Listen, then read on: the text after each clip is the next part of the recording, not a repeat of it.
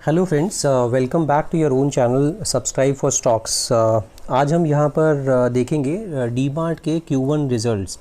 जैसा आप जानते हैं, कोविड का जो मेजर इम्पैक्ट आया है वो Q1 रिज़ल्ट्स पे ही आएगा सभी कंपनी के लिए। Not only D mart but for all the companies they will feel the heat because Q1 में majority of the time lockdown रहा है और इसी वजह से आप देखेंगे कि डी मार्ट की परफॉर्मेंस भी कोई बहुत ग्रेट नहीं रही है। In fact it is a disastrous performance of D mart. However, DMart in their Q4 results, in the management commentary, they indicated this that we are expecting a significant dip in the overall revenues of DMart in Q1. But ये मेरे को लगता है बहुत ही disastrous performance है और इसको most of the analyst जो है इसको थम्स डाउन देंगे। And I think like it is a good company in keeping it in your active portfolio. But short term traders जिन्होंने ये सोच के लिया होगा शेयर कि ये 2500 पहुँच जाएगा, 2600 पहुँच जाएगा, I think they will be really disheartened by looking at this performance. और ये मंडे कल के ट्रेड में डेफिनेटली ये एक डिप मारेगा। हम सब कुछ समझेंगे कि ये कितना डिप हो सकता है Q1 परफॉर्मेंस के बाद में, कितना ये नीचे आएगा, क्या होगा, कहाँ पे ये लेने वाला है, इसके हम सपोर्ट्स के बारे में बात करेंगे, इसका हम लेवल्स समझेंगे कि कौन से लेवल्स पे हम ले सकते हैं, और इसका जो टेक्निकल्स भी थोड़ा सा देखेंगे कि कहाँ पे इसमें सपोर्ट है चार्ट पर।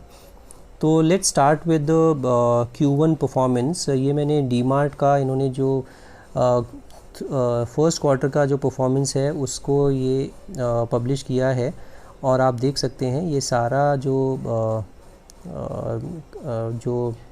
टर्म्स हैं वो पूरा करोर्स में है। तो ये Q1 का हमने रेवेन्यू देखते हैं पहले कि ये क्वार्टर एंडेड 30 जून का हम देखते हैं, ये कुछ 4000 करोड़ के आसपास का इनका टोटल इनकम इन्होंने शो किया है, which is like quarter on quarter there is a significant dip. 6300 crore था 31 मार्च 2020 में, जो कि अब डिप होके हो गया है 4000 करोड़ का। तो ऑलमोस्ट 50% से ज़्यादा का ऑलमोस्ट 35-40% का डिप आया है। यही अगर हम ईयर ऑन ईयर परफॉर्मेंस देखते हैं तो वहाँ पे भी काफ़ी सिग्निफिकेंट डिप है। अगर आप देखते हैं 5825 करोड़ का इन्होंने टोटल इनकम दिखाई थी 30 जून 2019 में, तो year on year performance was also very bad. Now अब हम बात करते हैं एक्सपेंसेस का। अगर इनकम डिप हुई है तो डेफिनेटली एक्सपेंसेस पे कंट्रोल किया जाए तो थोड़ा सा प्रॉफिट में बेनिफिट होगा। तो एक्सपेंसेस देखते हैं, तो एक्सपेंसेस इन्होंने क्वार्टर ऑन क्वार्टर, जैसे लास्ट क्वार्टर में इनके एक्सपेंसेस थे कुछ 6000 करोड़ के आसपास, जो कि अब इनके घट के रह गए हैं 3875 करोड़। तो यहाँ पे इन्होंने थोड़ा एक्सपेंसेस को कंट्रोल किया है और इसमें बेसिकली जो purchases of stock in trade, इसमें जो है इनका सिग्निफिकेंट इन्होंने अपना एक्सपेंसेस बचाए हैं। तो इस तरह से अगर आप एक्सपेंसेस देखते हैं तो एक्सपेंसेस में इन्होंने ईयर ऑन ईयर भी जो 5318 करोड़ था लास्ट ईयर, उससे भी इन्होंने कर्टेल डाउन कर दिया है एक्सपेंसेस को, which is decent thing for any company.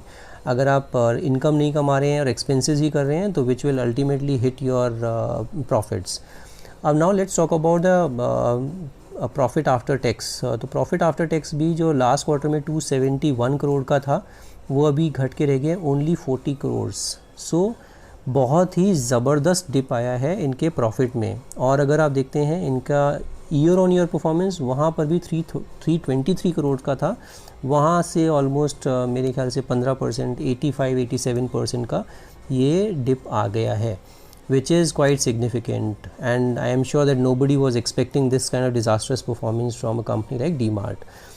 इसका हम अर्निंग पर शेयर देखते हैं। अर्निंग पर शेयर भी जैसे 4.25 से ये सीधा घट कर रह गया है 62 पैसा, विच is like very poor. And year on year also 5.18 से घट के रह गया है 62 पैसा। तो ओवरऑल सभी चीज़ों में काफ़ी पुअर परफॉर्मेंस है। अब हम थोड़ा सा इसका जो नोट्स हैं वो देख लेते हैं फॉर Q1। स्टैंड अलोन जो टोटल परफॉर्मेंस रही है कंपनी की, जो standalone total revenue down by 33% at 3833 crores and standalone PAT down by 85%, जो मैंने आपको बताया 85-87%, तो 85% जो है उनका पैट भी डाउन हो गया है। तो स्टैंड अलोन रिजल्ट्स का जो क्रक्स है वो देख लेते हैं। Total revenue stood at 3833 crores, lower by 37% year on year. EBITDA 109 crores, year-on-year decline of 82%. PAT rupees 500 crores, year-on-year decline of 85%. Basic EPS जो है basic EPS of Q1 stood at 77 paisa as compared to 5.37 rupees. The silver lining in this particular stock is like the 2 stores were added in Q1 FY21. सो ये एक थोड़ी सी ठीक चीज़ है कि 2 stores इन्होंने अपना ऐड किए हैं पोर्टफोलियो में। अब हम इसके समझते हैं थोड़ा सा चार्ट पर चल के कि कैसा ये इसका चार्ट दिख रहा है और कहाँ कहाँ पे इसके सपोर्ट हैं। तो हम इसके चार्ट पे आ गए हैं। मैंने इसका ये 1 डे का चार्ट लगा रखा है और 1 डे के चार्ट पे अगर हम थोड़ा सा, मैंने इसको मिनिमाइज़ किया है just to understand where all their support levels are. तो इसमें जैसे आप देख सकते हैं, इसमें मैंने 3 लाइनें आपको दिख रही होंगी। जो येलो लाइन है इसका ये 200 DMA है, येलो लाइन 200 DMA है, ये 200 DMA है। ग्रीन लाइन इसका जो शो कर रही है वो इसका 100 DMA शो कर रही है और रेड लाइन जो है वो इसका 50 DMA शो कर रही है। तो अब हम देखते हैं कि ये कहाँ पर ट्रेड कर रहा है। इस टाइम पे ये जो ट्रेड कर रहा है ये ऑलमोस्ट अपने 50 DMA को नीचे क्रॉस कर चुका है। Next level would be 100 DMA। जो 100 DMA है वो इसका अगर आप देखेंगे तो 100 DMA पे ये सपोर्ट ले सकता है, बिकॉज़ अगर आपने देखा है तो यहाँ पे भी इसने 100 DMA पे सपोर्ट लिया है एंड यहाँ पर भी इसने 100 के आसपास, इनफैक्ट इसने 50 DMA पर ही सपोर्ट लिया है। तो अभी ये बिल्कुल 50 DMA पर चल रहा है और अगर आपको देखना है कि ये कहाँ सपोर्ट लेगा तो इसका नेक्स्ट सपोर्ट जो होगा वो होगा इसका 50 DMA। 50 DMA पे अगर 100 DMA पे अगर इसने सपोर्ट ले लिया तो ये जो इसका 100 DMA है वो है कुछ 2270 के आसपास, ठीक है। 2270 के आसपास अगर इसने सपोर्ट लिया तो ठीक, otherwise the next support is pretty low, 2090 के आसपास इसका जो है 200 DMA है। बट मेरे को लगता नहीं है 200 DMA तक जाएगा अभी, बिकॉज़ ये इसमें पहला जो सपोर्ट आ सकता है, पहला सपोर्ट इसका आएगा 2270 के आसपास एंड सेकंड सपोर्ट इसका जो आएगा वो आएगा 2177 के आसपास, 2178 के आसपास। तो पहला सपोर्ट 2270 मान लीजिए आप एंड दूसरा 2177। ये 2 लेवल्स हैं जो कि आपको देखने हैं और उसके बाद आपको यहाँ पे अगर 100 DMA पे सपोर्ट ले लेता है ये, तो आप 100 DMA से इसको लेना शुरू कर सकते हैं और ये लॉन्ग टर्म के लिए बहुत ही बढ़िया बेट है। उससे मेरे को लगता नहीं कि प्रॉब्लम है। ये आई थिंक एक नी-जर्क रिएक्शन हो सकता है मंडे को as far as DMart is concern. थोड़ा सा valuation wise definitely rich valuation है डीमार्ट की। हम थोड़ा सा फंडामेंटल पे आते हैं तो आपको वहाँ दिखेगा ये इसका वैल्यूएशन थोड़े से रिच हैं and that is the reason like थोड़ा सा ये कंसोलिडेट कर रहा है यहाँ पर और इसके नंबर्स ने उस रिच वैल्यूएशन को सपोर्ट नहीं किया है। That is the reason you can see a dip in tomorrow's trade. आप जैसे देख सकते हैं इसमें बहुत क्लियर इन्होंने लिखा है कि जैसे इसका मैं फंडामेंटल पे आपको लेके चलता हूँ। फंडामेंटल में quality wise it is a very good quality stock. थोड़ा अगर आप फाइनेंशियल रेशियोज़ में देखते हैं हम लोग कि रेशियोज़ इसका जो ROCE है वो 15.79 है, जो कि ठीक है। ROE जो लेटेस्ट अभी आई है 12.12%, तो ये थोड़ा सा ROCE और ROE दोनों ही नीचे आए हैं। इनफैक्ट इसकी प्राइस अर्निंग रेशियो जो है वो 111 विच इज़ प्रीटी गुड।